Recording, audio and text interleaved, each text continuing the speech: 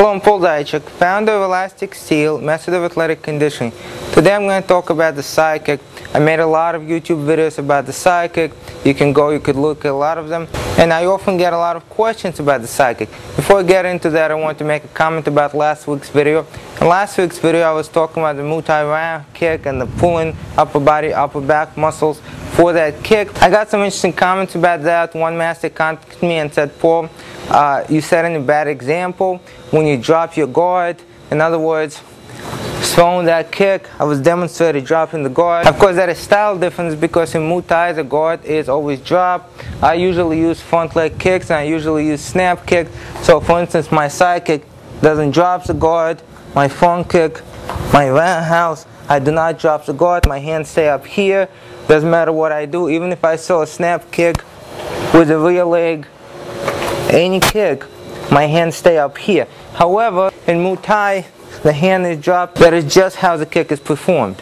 Now today I'm going to show you some drills to build up side kick. However, I want to say, whenever I talk to MMA guys, I talk to Muay Thai guys, I talk to some kickboxing guys, very often the idea is, some people say side kick is useless, and some people are a little bit more open-minded. They don't say the side kick is useless, they say that it's a very difficult kick to perform. Very often when they go to their instructor, to their coach, to their trainer, and they say, can you teach me a side kick? I saw it used very well a few times, I saw a spin back kick used very well. The instructor usually said, the kick does not work, forget about it. I just want to entertain a possibility that maybe an instructor doesn't know how to do that kick, the instructor never learned it, and there's a chance the instructor doesn't want to say, I don't know how to do it, I don't know how to teach it to you. So the first thing to do right away is to trash the kick. The kick doesn't work. Now side kick is a very powerful kick. The problem with the side kick is correct heel trajectory.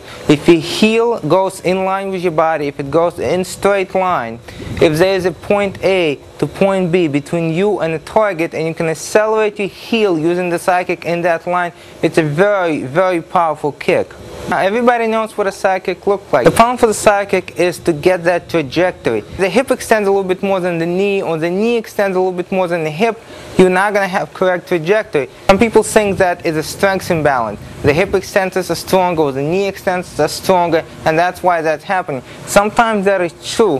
However, very often there's a lack of awareness. You think your heel is traveling in a straight line, but it's not. To understand that concept, what I would like for you to do, if you will, pick a line on the floor and walk down that line.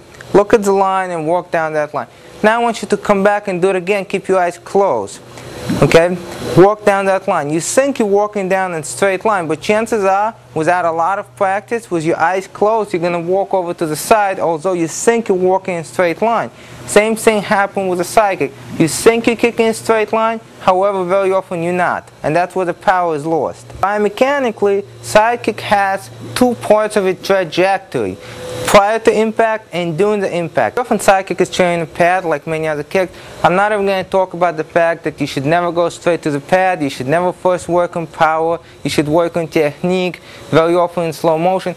However, let's say you are working on a pad. If you think it's true, the first question that's going to come up is, how are you going to strike the pad? Are you going to strike the pad when your leg is almost extended, or are you going to strike the pad when your leg is not extended, so you have the room for that heel to go through the target? Now we all know from basic martial arts that you want to strike somewhere where there's still distance to go through the target. You don't strike here at full extension. You have a little bit of distance to go through the target, and the more acceleration you have, the more you can allow it to come closer to the target. So if I'm going to strike a wall here with a side kick, the options are, I can come here, okay? I can come here, and now that I'm here, I have the room to go because I'm striking it at about halfway, or I can strike it about here, okay? I can strike it about here where I have almost extended my leg.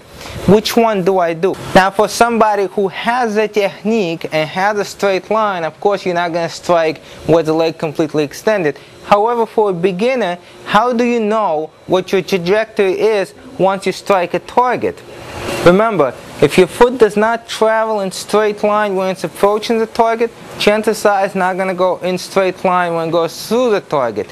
Now even if it does go through the target, how it can happen because of inflexibility and you have that short range of motion. In other words, you can do a straight line here, but once you pull up, either you're having problems with your hip or you're having problems with your knee. So the only straight line you're going to get is with that extension when the leg is almost straight. If that's the case, you can compare to yourself running into something, trying to move it. And instead of going in straight line, you're doing this.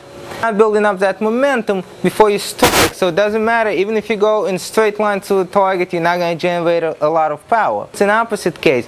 You have a straight line when you approach a target. You know you have a straight line because you have good control when the leg is close to you. Here, for example, I have good control when the leg is close to me.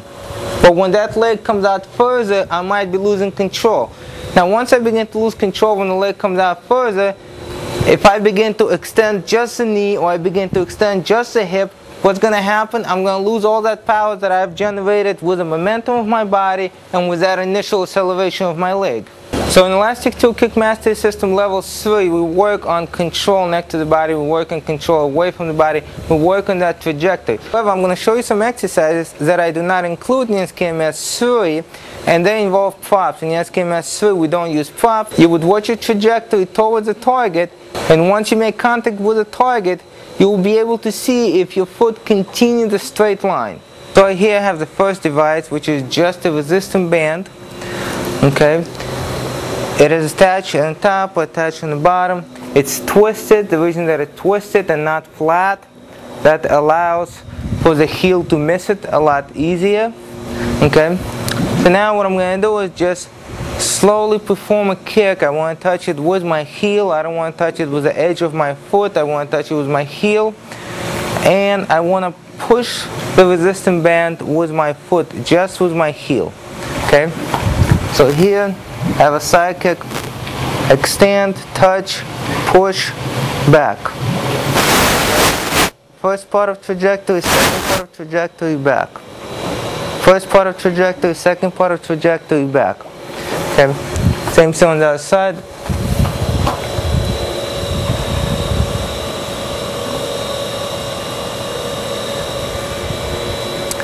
Okay, now this is a little bit easier, because even if your heel touches and it moves to the side, the way this is, it will usually go with it unless you make a huge mistake. And your kick actually goes at a large angle, something like this, then of course it's not going to go.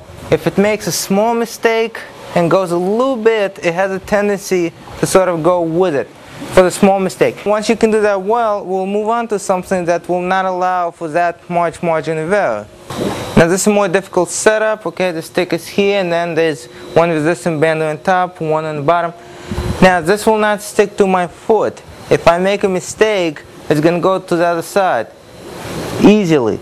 If I go out to one side, it's going to go this way. If I go out to the other side, it's going to go that way. Okay?